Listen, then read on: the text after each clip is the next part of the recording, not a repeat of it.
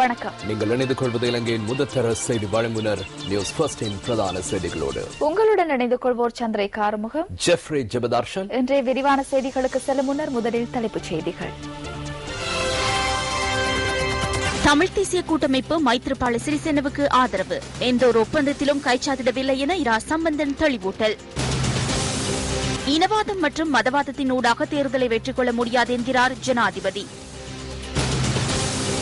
எந்த ஒரு அரசியல் கட்சி அல்லது அமைப்புகளுடன் ரகசிய ஒப்பந்தங்கள் கிடையாது என மைத்ரிபால சிறிசேன தெரிவிப்பு. கும்புக்கெட்டை பகுதியில் மேற்கொள்ளப்பட்ட தாக்குதல் தொடர்பில் கலைஞர்கள் அதிருப்தி. விரிவான செய்திகள். இனவாதம் மற்றும் மதவாதத்தினூடாக தேர்தலை வெற்றி கொள்ள முடியாது என ஜனாதிபதி மஹிந்த ராஜபக்ச தெரிவிக்கின்றார். கிரிபாத்குட பகுதியில் இன்று இடம்பெற்ற தேர்தல் பிரசார கூட்டத்தில் கலந்து கொண்டு உரையாற்றிய போது அவர் இதனை குறிப்பிட்டார். ஜனாதிபதி மஹிந்த ராஜபக்சவின் வெற்றியை உறுதி செய்யும் வகையில் கிரிபத்குட பகுதியில் இன்று இந்த பிரசார கூட்டம் நடைபெற்றது.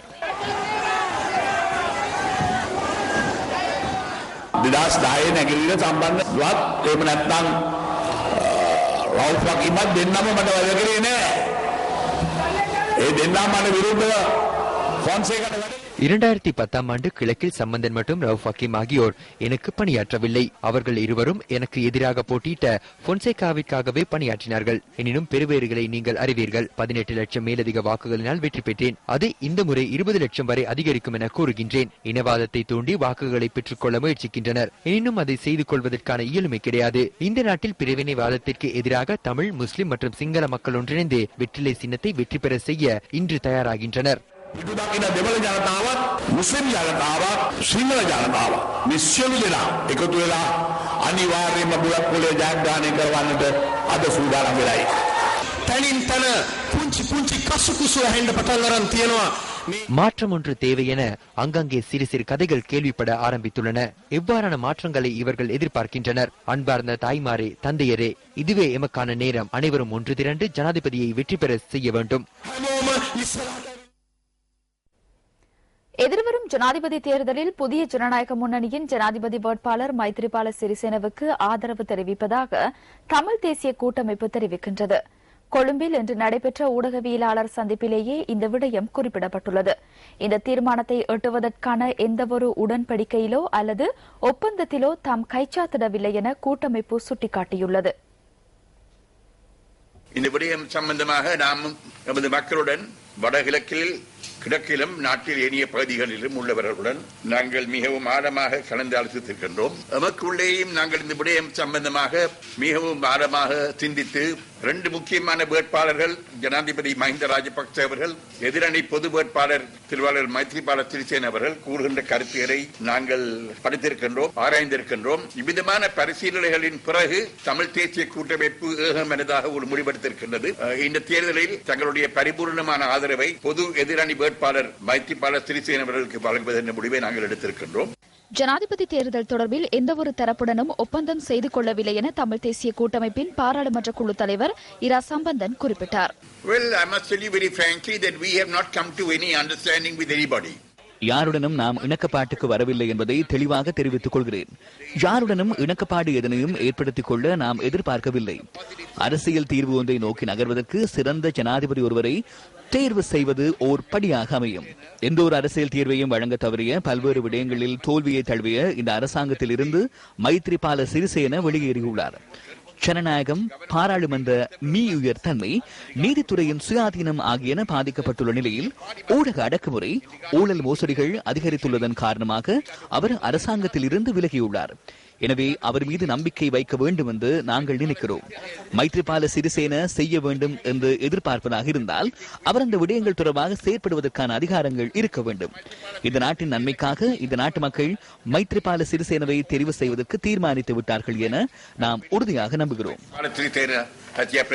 இதன்போது தமிழ் தேசிய கூட்டமைப்பு எதிர்பார்க்கும் அரசியல் தீர்வு தொடர்பிலும் பாராளுமன்ற குழு தலைவர் இரா சம்பந்தன் கருத்து தெரிவித்தார்.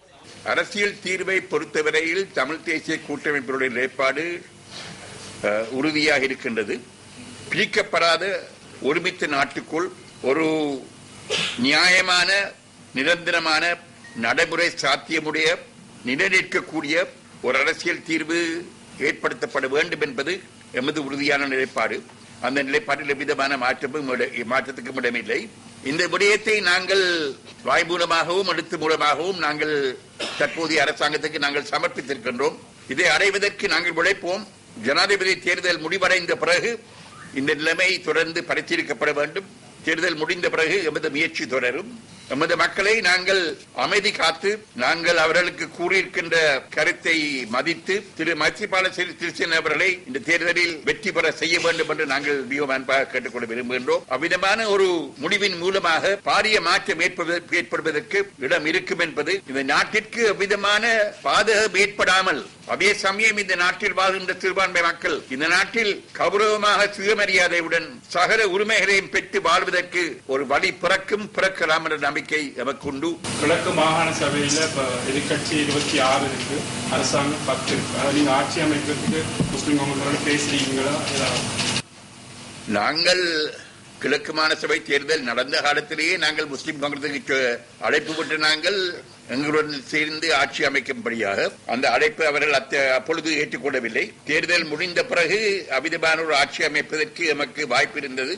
அப்பொழுதும் அவர்கள் அரசாங்கத்துடன் சேர்ந்து ஆட்சி அமைக்க விரும்பினார்கள். இதுவரையும் சம்பந்தமாக நாங்கள் தற்பொழுது எவ்விதமான பதிலையும் கூற முடியாது. ஜனாதிபதி தேர்தல் முடிந்த பிறகு எவ்விதமான கர்மங்கள் பரிசீலனைக்கு எடுக்கப்படுகிறார். அவங்களோட கரையோர மாவட்டத்தை நீங்க ஏற்றுக்கொள்றீங்களா? சிறுபான்மை மக்களுடைய கோரிக்கைகள் நியாயமான முறையில் அவதானிக்கப்பட வேண்டும், பரிசீலிக்கப்பட வேண்டும். அந்த கோரிக்கைகளுக்கு மதிப்பளிக்கப்பட வேண்டும் என்பது எமது கருத்து, பொதுவான கருத்து. நாங்கள் இந்த விடயங்கள் சம்பந்தமாக எல்லாருடன் பேசி எல்லா மக்களுக்கும் நன்மை பெறக்கூடிய முடிவுகளை காண்பதற்கு நாங்கள் தயாராக இருக்கின்றோம். இதேவேளை ஜனாதிபதி தேர்தலில் புதிய ஜனநாயக முன்னணி வேட்பாளர் மைத்ரிபால சிறிசேனவுக்கு ஆதரவு வழங்குவதற்காக மேற்கொண்ட தீர்மானத்துக்கான காரணங்களை விளக்கும் வகையில் தமிழ் தேசிய கூட்டமைப்பு ஊடக அறிக்கையொன்றை வெளியிட்டுள்ளது. 5 முக்கிய காரணங்களை மேற்கோள் காட்டி கூட்டமைப்பினர் விடுத்துள்ள இந்த அறிக்கையில் நாடு சர்வாதிகார ஆட்சியை நோக்கி செல்வதாகவும், நிறைவேற்று அதிகாரமுடைய ஜனாதிபதி அரசாங்கத்தின் அனைத்து அதிகாரங்களையும் கையில் வைத்து சர்வாதிகாரியாக மாறி வருவதாக குறிப்பிடப்பட்டுள்ளது. 3வது முறையாகவும் ஜனாதிபதியாக முயல்வதானது அரசாங்கத்தின் சர்வாதிகார போக்கை தெளிவாக காட்டுவதாகவும் அதில் தெரிவிக்கப்பட்டுள்ளது. நிறைவேற்று அதிகாரமுள்ள ஜனாதிபதி முறைமையினால் நீதித்துறைக்கு ஏற்பட்டுள்ள பாதிப்புகளை தமிழ் தேசிய கூட்டமைப்பு 2வது காரணமாக தமது அறிக்கையில் குறிப்பிட்டுள்ளது. தற்போது உச்ச நீதிமன்றமும் மேன்முறையீட்டு நீதிமன்றமும் சுதந்திரமாக செயற்பட முடியாத நிலை ஏற்பட்டுள்ளதாக தெரிவிக்கும் கூட்டமைப்பினர் 18வது சட்ட திருத்தத்துக்கு எதிராகவும் முன்னாள் பிரதம நீதியரசருக்கு எதிராக கொண்டுவரப்பட்ட குற்றப்பிரேரணைக்கு எதிராகவும் தொடர்ந்தும் குரல் கொடுத்து வந்ததையிட்டு பெருமிதம் கொள்வதாக கூறியுள்ளனர். 18வது சட்ட திருத்தத்திற்கு ஆதரவாக வாக்களித்து தவறு செய்தவர்களுக்கு தமது தவறை திருத்திக் கொள்வதற்கான ஓர் அரிய வாய்ப்பை எதிர்வரும் ஜனாதிபதி தேர்தல் ஏற்படுத்தி கொடுத்துள்ளதாகவும் கூட்டமைப்பினர் விடுத்துள்ள அறிக்கையில் தெரிவிக்கப்பட்டுள்ளது. ஜனாதிபதி தேர்தல் தொடர்பான தீர்மானத்திற்கு தற்போதைய அரசாங்கத்தால் பாராளுமன்றம் மதிப்பிழந்துள்ளதே 3வது காரணம் என தமிழ் தேசிய கூட்டமைப்பு குறிப்பிட்டுள்ளது. பணத்தை காட்டி எதிர்க்கட்சி உறுப்பினர்களை தன் பக்கம் இழுத்து 3/2 பெரும்பான்மை பலத்தை பெற்று அதனை பயன்படுத்தி நாட்டிற்கு பெரும் பாதிப்புகளை ஏற்படுத்தக்கூடிய அரசியலமைப்பு சட்ட திருத்தம் செய்யப்பட்டுள்ளதாக கூட்டமைப்பின் அறிக்கையில் குற்றம் சுமத்தப்பட்டுள்ளது. இன்று இலங்கை பாராளுமன்றம் நிறைவேற்று அதிகாரமுள்ள ஜனாதிபதியின் கைப்பொம்மையாக மாறியுள்ளதாகவும் அதில் குறிப்பிடப்பட்டுள்ளது. 17வது திருத்தம் மாற்றப்பட்டதன் மூலம் உச்ச நீதிமன்றம், மேன்முறையீட்டு நீதிமன்றம், நீதிச்சேவை ஆணைக்குழு, தேர்தல் ஆணையம், அரசு சேவை ஆணைக்குழு, மனித உரிமைகள் ஆணைக்குழு, லஞ்ச ஊழல் ஆணைக்குழு, சட்டமா அதிபர் மற்றும் கணக்காய்வாளர் நாயகம் போன்ற உயர் பதவிகளுக்கு தாம் விரும்பியவர்களை நியமிக்கும் சர்வாதிகாரத்தை ஜனாதிபதி பெற்றுள்ளதாக அந்த அறிக்கையில் தெரிவிக்கப்பட்டுள்ளது.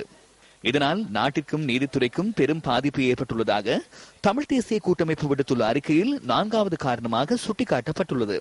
நிறைவேற்ற அதிகாரமுள்ள ஜனாதிபதியின் ஏதேச்சாதிகாரமானது சுதந்திர ஊடகங்களுக்கும் சிவில் அமைப்புகளுக்கும் தகவல் பரிமாறும் சுதந்திரத்திற்கும் பெரும் அச்சுறுத்தலாக மாறியுள்ளமை தமது தீர்மானத்திற்கான 5வது காரணம் என தமிழ் தேசிய கூட்டமைப்பு தெரிவித்துள்ளது. எந்த ஒரு அரசியல் கட்சிகள் மற்றும் அமைப்புகளோடும் ரகசிய உடன்படிக்கைகளில் கைச்சாத்திடவில்லை என புதிய ஜனநாயக முன்னணியின் ஜனாதிபதி வேட்பாளர் மைத்திரிபால சிறிசேன தெரிவிக்கின்றார். அனுராதபுரத்தில் நேற்று நடைபெற்ற தேர்தல் பிரசார கூட்டத்திலேயே அவர் இதனை கூறினார். அனுராதபுரம் நகரில் நடைபெற்ற இந்த கூட்டத்தில் பொது எதிரணியின் பல உறுப்பினர்கள் கலந்து கொண்டிருந்தனர்.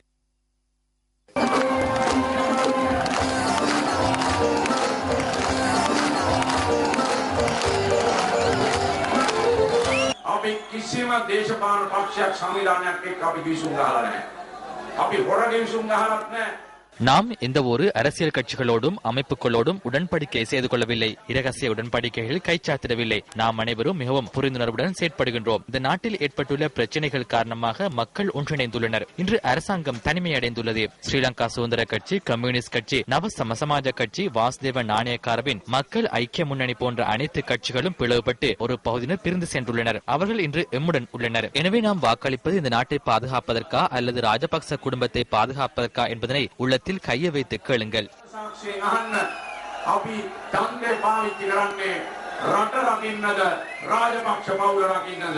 இதேவேளை மக்களின் பிரச்சனைகள் தொடர்பில் புரிந்து கொள்ளாமல் தற்போதைய அரசாங்கம் செயற்படுவதாகவும் மைத்ரிபால சிறிசேன இங்கு குறிப்பிட்டார்.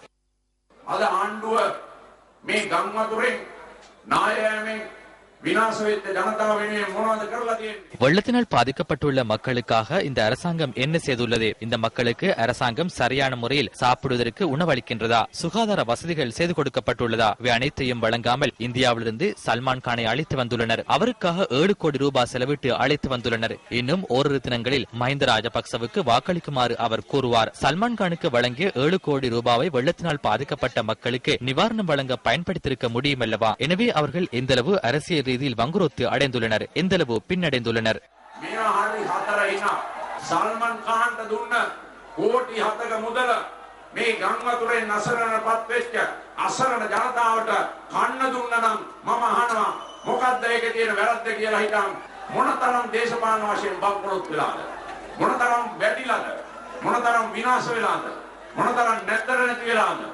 இதன்போது எதிர்க்கட்சித் தலைவர் உள்ளிட்ட பலரும் கருத்து தெரிவித்தனர்.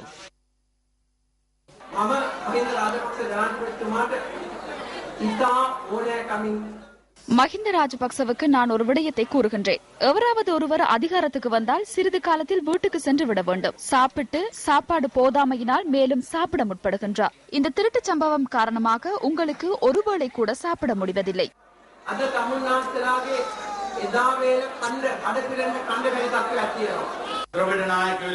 தமிழ் தலைவர்கள் வெளியில் வந்துள்ளனர். தெற்கின் தலைவர்களும் வெளியே வந்துள்ளனர். இந்த முறையை மாற்றுவதற்காகவே அனைவரும் ஒன்றிணைந்துள்ளனர். இந்த நாட்டில் முதல் தடவையாக தேசிய அரசாங்கம் ஒன்று உருவாகப் போகின்றது. எனவே இது போன்ற நேரத்தில் நாட்டின் பிரச்சனைகளை தீர்க்க முடியும் என்பதனை நான் பொறுப்புடன் கூறுகின்றேன்.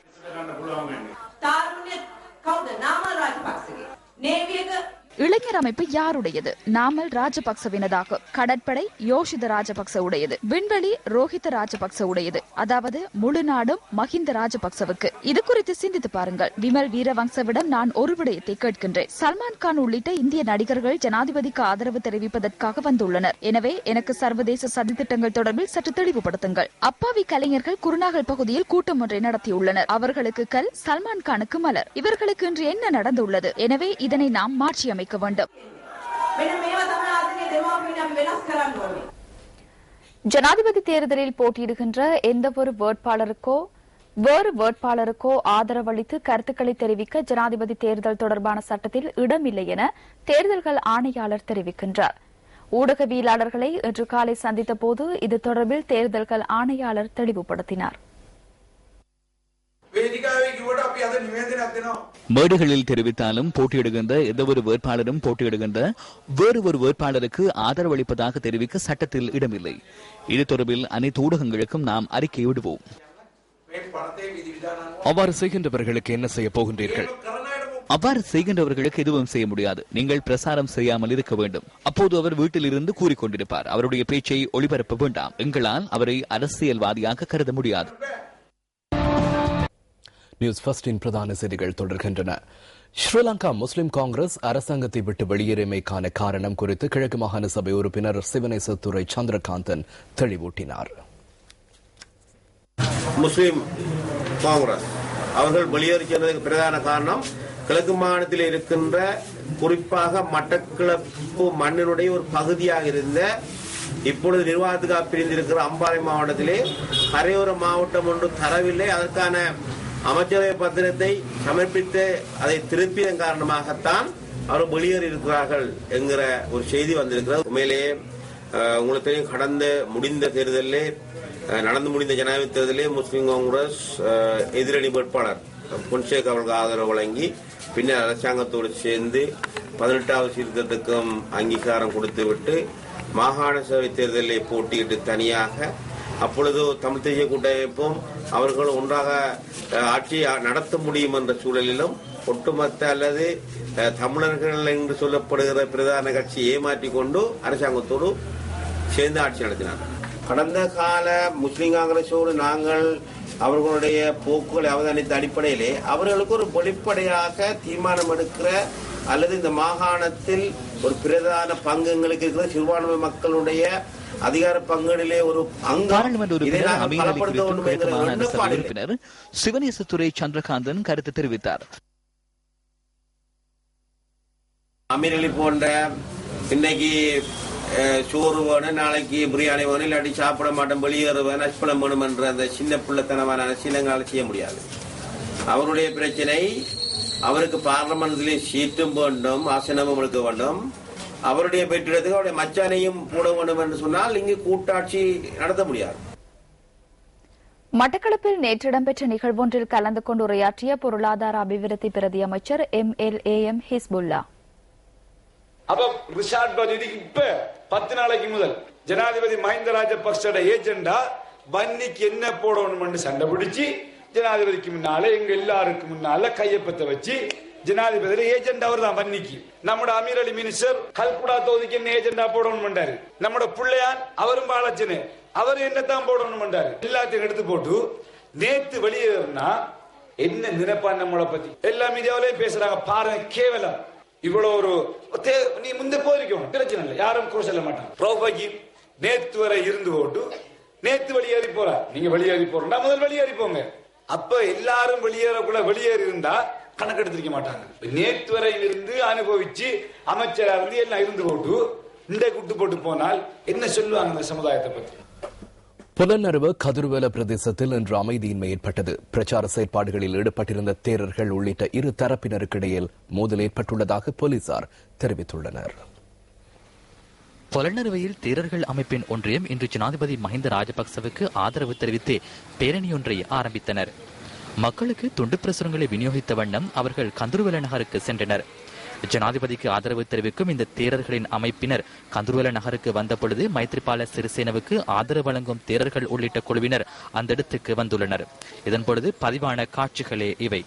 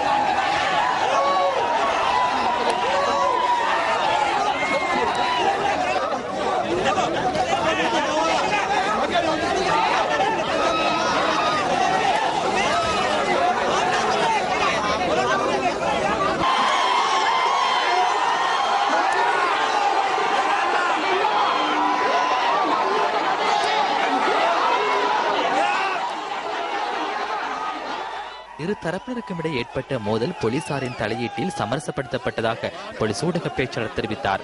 வீடியோ காட்சிகள் உள்ளிட்ட சாட்சியங்களின் அடிப்படையில் விசாரணைகளை ஆரம்பித்துள்ளதாக அவர் கூறினார்.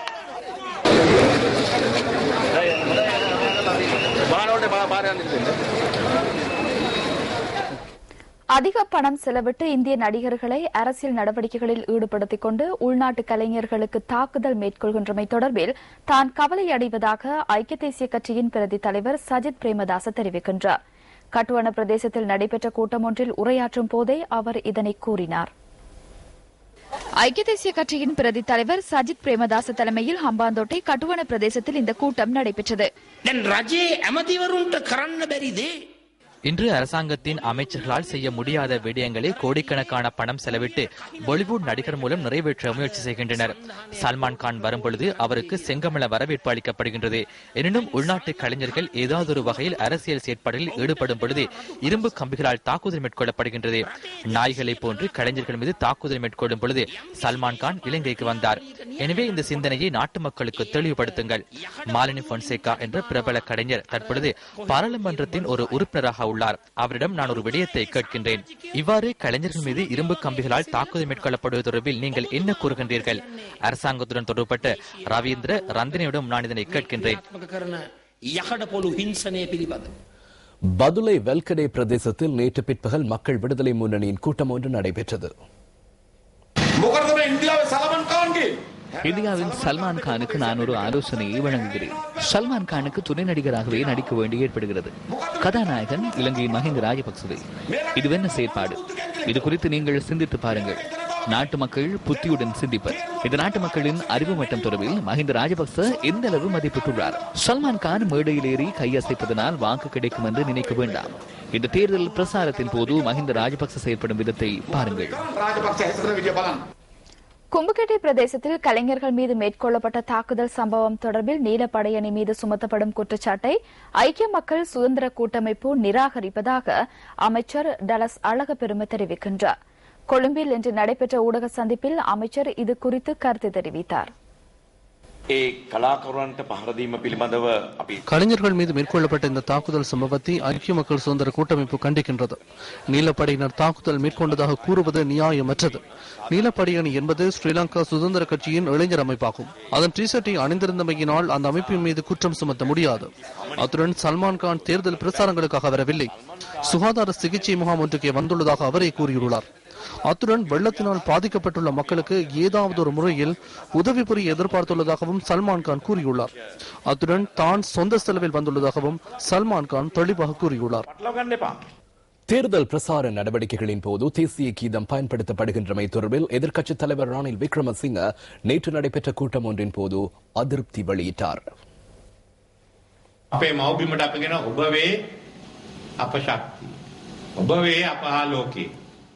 நீங்களே எமது சக்தி என எமது தாய் நாட்டிற்கு கூறப்படுகின்றது. இன்று என்ன நடக்கின்றது? நீங்களே எங்கள் சக்தி என சொற்பிரயோகத்திற்கு இணையாக குறிப்பிடுகின்றனர். மஹிந்த ராஜபக்சவை குறிப்பிடுகின்றனர். அப்படி என்றால் இலங்கையின் தாயா மஹிந்த ராஜபக்ச? அதற்கு உங்களிடம் என்ன பதில் இருக்கின்றது? ஸ்ரீலங்கா மாதாவது மஹிந்த ராஜபக்ச அநேக பங்கான்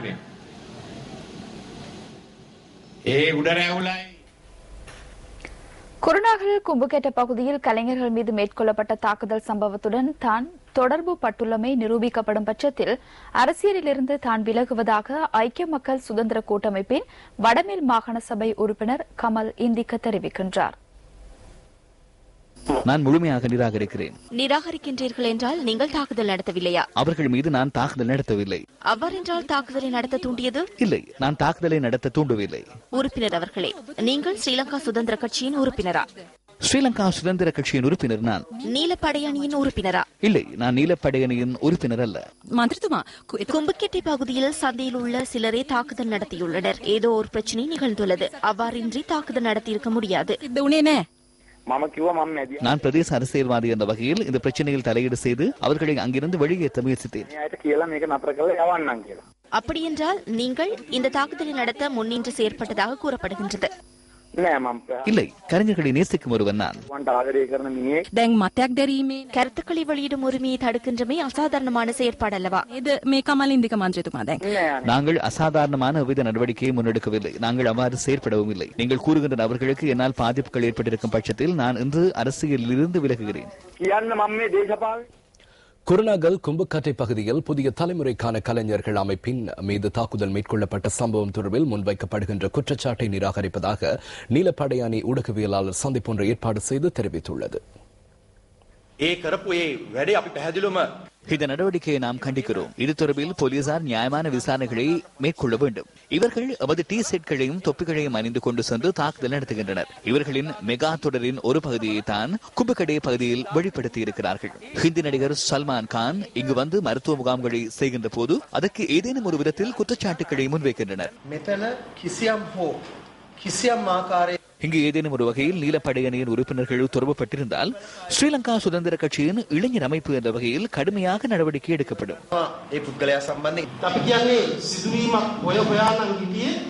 சம்பவம் ஒன்று தேவைப்பட்டிருந்தால் சம்பவம் ஒன்றை உருவாக்க வேண்டியிருந்தால் அதனை இங்கு பயன்படுத்த வேண்டாம் என்று நாம் கூறுகிறோம். இதனை தூய்மையாக பாருங்கள். இது கலைஞர்கள் மீது மேற்கொள்ளப்பட்ட தாக்குதல் என்றால் அதனை அங்கே நிறுத்துங்கள். அரசியலாக்க வேண்டாம். இதனூடாக அரசியல் லாபம் தேட முயற்சிக்க வேண்டாம். எனது வீடும் கும்புக்கட்டை பகுதியில் இருக்கின்றது. நேற்று மாலை நான் அங்கு சென்றேன். சம்பவம் நடைபெற்ற சந்தர்ப்பத்தில் நீங்கள் இருந்தீர்கள். சம்பவம் நடைபெறும் பொழுது நான் பார்த்தேன்.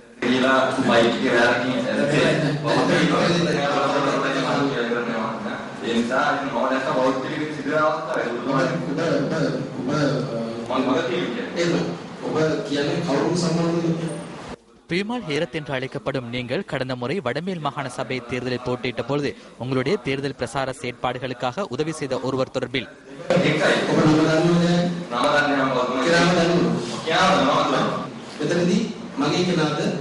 என்னுடைய ஆளா என்னுடைய வீட்டார்களா என்பதல்ல முக்கியத்துவம். தாக்குதல் நடைபெற்றிருந்தால் அந்த தாக்குதலுக்கு பொறுப்பு கூற வேண்டிய ஒருவர் இருந்தால் அவர் தொடர்பில் தகவல்களை வழங்குவீர்கள் என்றால் சட்டத்தை நடைமுறைப்படுத்துமாறு நாம் கூறுகிறோம்.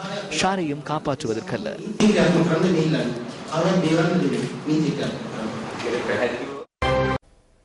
நாட்டின் பல பகுதிகளிலும் தொடர்ந்து பெய்த கடும் மழையுடன் கூடிய வானிலை தற்போது வழமைக்கு திரும்பியுள்ள நிலையில் வெள்ளப்பெருக்கு குறைவடைந்துள்ளதை காணக்கூடியதாக உள்ளது. மண்சரிவு மற்றும் வெள்ளப்பெருக்கில் சிக்குண்டு உயிரிழந்தவர்களின் எண்ணிக்கை 34ஆக உயர்வடைந்துள்ளது. இதேவேளை மண்சரிவு அபாயம் காரணமாக கம்பளையில் உள்ள 2 பகுதிகளைச் சேர்ந்த மக்கள் பாதுகாப்பான இடங்களை நோக்கி அனுப்பப்பட்டுள்ளனர். கம்பல, சதசிரிவத மற்றும் கிரிப்பனை ஆகிய பகுதிகளைச் சேர்ந்த 45 குடும்பங்கள் இவ்வாறு பாதுகாப்பான இடங்களை நோக்கி அழைத்து செல்லப்பட்டனர். இவர்கள் கம்பளை விகாரையொன்றில் தற்காலிகமாக தங்க வைக்கப்பட்டுள்ளனர். பிரதமர் DM ஜெயரத்ன பாதிக்கப்பட்ட மக்களை சந்தித்து கலந்துரையாடியுள்ளார். இதேவேளை கம்பளை, வட்டதெனிய மற்றும் கடுகண்ணாவ வரையான வீதியில் மண் சரிவு அபாயம் ஏற்பட்டுள்ளது. பதுளை பண்டாரவளை ரயில் மார்க்கத்தின் 30வது மைல்கல் பகுதியில் மண்மேடு சரிந்து வீழ்ந்தமையினால் போக்குவரத்து தொடர்ந்தும் பாதிக்கப்பட்டுள்ளது.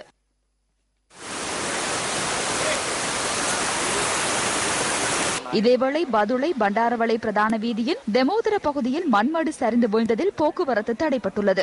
பதுளை பண்டாரவளை பிரதான வீதியின் உடுனுவர 8ஆம் கட்டை பகுதியில் மண்மேடு ஒன்று சரிந்து வீழ்ந்துள்ளது. ராணுவத்துக்கு சொந்தமான தண்ணீர் பவுசர் ஒன்று விபத்துக்குள்ளாக்கியுள்ளது. அல்ல மற்றும் தெமோதருக்கு இடையிலான ரயில் மார்க்கத்தில் மண்மேடு ஒன்று சரிந்து வீழ்ந்துள்ளது.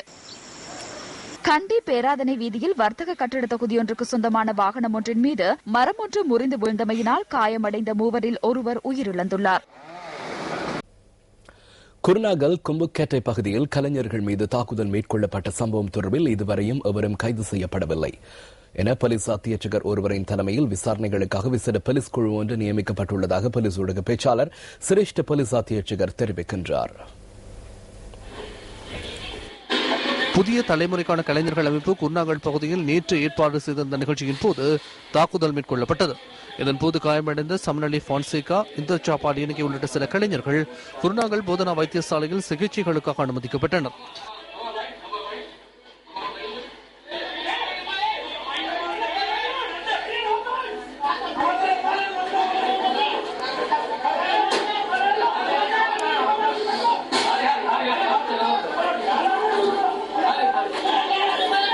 இந்த சம்பவம் தொடர்பில் தெளிவுபடுத்துவதற்காக கலைஞர்கள் இன்று ஊடகவியலாளர் சந்திப்பு ஒன்றை ஏற்பாடு செய்திருந்தனர். அந்த நிகழ்ச்சி ஆரம்பிக்கப்பட்டு 1 மணித்தளத்தின் பின்னர் நீல நிற டிஷர்ட் அணிந்த நீல படையணி மற்றும் கூட்டமைப்பின் ஆதரவாளர்கள் மீது தாக்குதல் மேற்கொண்டனர்.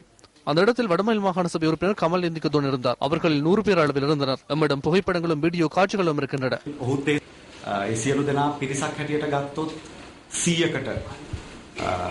ආසන්න ප්‍රමාණයක් අපි ගාව වීඩියෝ සහ ඡායාරූප තියෙනවා. අපි ගිහිල්ලා අපේ අදහස් ප්‍රකාශ நாம் சென்று எங்களது கருத்துக்களை தெரிவித்தோம். தமது கருத்துக்களை தெரிவிப்பதற்கு உரிமை இருக்கின்றது. விருப்போ வெறுப்போ தற்போது எல்லாம் நடக்கின்றது. மேலும் சில கலைஞர்கள் இருக்கின்றார்கள், இதற்கு விருப்பம் என கூறி செல்கின்றனர். ஆனால் இங்கு நடைபெறுகின்ற விடயங்களுக்கு எமது வெறுப்பை வெளிப்படுத்துகின்றோம். இவற்றை அனுமதிக்க முடியாது. මේ බලතන්හාවෙන් වියරු වැටුණු රාජපක්ෂ රෙජීමයට அதிகார பேராசையில் இருக்கின்ற ராஜபக்ஷ படையுடன் இருக்கின்ற எமது சிரேஷ்ட கலைஞர்களுக்கு ஒரு விடயத்தை கூற வேண்டும். இது எமது காலம். எமது படிப்புகளை நீங்கள் பார்க்க வேண்டும். இளம் கலைஞர்கள் என்று கூறிக்கொண்டு ஊழல் படையுடன் இணைந்து கொண்டுள்ளவர்களை நீங்கள் கண்டுகொள்வதில்லையா? பணத்துக்கு அடிமைப்பட்டு கனவுகளுடன் கலை என்று கூறிக்கொண்டு பொருட்களை விற்பனை செய்கின்ற மக்களை ஏமாற்றுகின்ற இவர்கள் உங்களுக்கு தெரிவதில்லையா? ජනතාවට අවරසිකත්වයක් ලබා දෙන මේ පිරිස ඔබලාට පෙනෙන්නේ නැද්ද? දැන් අපිට පෙනී යන කාරණාවක් තමයි ආපෞසරයක් අර ගෝත්‍රික மிலேச்சத்தனமான செயற்பாடுகள் மீண்டும் ஒரு முறை சுழண்டு வருகிறது என்பது தற்போது எங்களுக்கு தெளிவாகின்றது. உடம்பில் தெம்பு இல்லை என்றால் அதற்கு காட்டுச் சட்டம் என்கின்றோம். அதில் அவர்கள் முழுமையாக தங்கியுள்ளனர். அடுத்தவர்களை சகிக்க முடியாத இந்த மிலேச்சத்தனமானவர்கள் தமது உடம்பால் அவர்களை மிதிக்க முடியும். அவ்வாறான ஒரு காலத்திற்கு தான் தற்போது செல்கிறது. අනෙකාව ඉවසන්නට බැරි තමාගේ ශරීර ශක්තියෙන් අනෙකාව පාගන්නට පුළුවන් විවේකයට ආපහු යනවා කියන එක. කලාකරුවා කියන වෙනස් චින්තනයක් නෙමෙයි. மாறுபட்ட முறையில் சிந்திக்கின்றவர்கள், உலகத்தில் மாற்றத்தை ஏற்படுத்த முயல்கின்றவர்கள் தான் கலைஞர்கள். உலகத்தில் மாற்றங்களை கொண்டு வர முயற்சிக்கின்றவர்கள் மீது மிருகங்கள் தாக்குதல் மேற்கொள்கின்றன. நீங்கள் அந்த இடத்தில் இருப்பீர்கள் என்றால் நாம் திரும்பி வருவோம் என்று முன்னாள் வடமேல் மாகாண சபை உறுப்பினர் மாத்திரமல்ல அனைவருக்கும் கூறிக்கொள்கின்றோம். මේ ජනබුල නායකයා ඊයේ සල්මන් ඛාන්ව ලංකාවට ආනයනය කරනවා. இந்த தலைவர் நேற்று சல்மான் கானை இறக்குமதி செய்கின்றார். ஜாக்சன் ஆண்டனி, ரோஹண வீரசிங்க, மாலினி பொன்சேகா உள்ளிட்டவர்களுக்கு ஜனாதிபதி சொல்லாமல் சொல்வது என்ன? உங்களுடைய கடன் முடிந்துவிட்டது. தற்போது இங்கு சந்தை பொருளாக்க இந்தியர்களை கொண்டு வருகின்றோம் என்று கூறுகின்றார். தற்போது ஜாக்சன் ஆண்டனி போன்றோர் சந்தை பொருள் அல்ல, அவர்களை விற்க முடியாது. හොඳ ඉන්දියන් කාරයෙක්ව මෙහෙට ගේනවා විකුණන්න. ඒ කියන්නේ ජැක්සන් ඇන්තනිලා දැන් විකිනලා ඉවරයි. හර්ද සාක්ෂිය ඉල්ලා සිටිනවා මේ අවස්ථාවේදී තවත් නිහඬව ඉන්න එපා කියලා. இந்த சந்தர்ப்பத்தில் அமைதியாக இருக்க முடியாது. இதனால் தான் நாம் தலையிடுகின்றோம். போலீஸ் ஊடக பேச்சாளருக்கும் போலீஸ் அதிகாரிகளுக்கும் கூறுகின்றோம், இந்த காட்சிகளை பாருங்கள். இங்கு தாக்குதல் மேற்கொண்ட அனைவரையும் கைது செய்யுங்கள். அவர்களுக்கு எதிராக சட்டத்தை நிலைநாட்டுங்கள். இதுதான் உங்களுக்கான இறுதி சந்தர்ப்பம். நீதி இஷ்ட කරන්න මේක තමයි ඔබට ලැබෙන අවසාන අවස්ථාව. මේක මේ අද ඊයේ අහිමිවීමක් නෙමෙයි. මේ දීර්ඝ කාලයක් තිස්සේ අහිමිවීමින් යන இது நேற்று இன்றிலிருந்து இல்லாமல் போகின்ற ஒன்றல்ல, நீண்ட காலம் முதல் இல்லாமல் போகின்ற ஒன்று. கலைஞர்கள் என்ற அடிப்படையில் மட்டுமல்ல, கௌரவமான மனிதர்கள் என்ற அடிப்படையில் இந்த சமூகத்தில் வாழ்வதற்கான சிக்கல் இருக்கின்றது. தனிப்பட்ட ரீதியிலும் நிறுவன ரீதியிலும் பல அனுபவங்கள் இருக்கின்றன. ආයතනිකවත් සමාජය ඇතුලේ අපි අත්දැකීමින් காணாமற் போன ஆயிஷா விமானத்தில் சென்றவர்களில் 40 பேரின் சடலங்கள் கண்டுபிடிக்கப்பட்டுள்ளதாக இந்தோனேஷிய கடற்படை தெரிவிக்கின்றது. இத்துடன் இரவு நியூஸ் ஃபர்ஸ்டின் பிரதான செய்தி அறிக்கை நிறைவு பெற்றது. தொடர்ந்து இணைந்திருங்கள் இன்று அரசியல் விவாத நிகழ்ச்சியுடன். வணக்கம். வணக்கம்.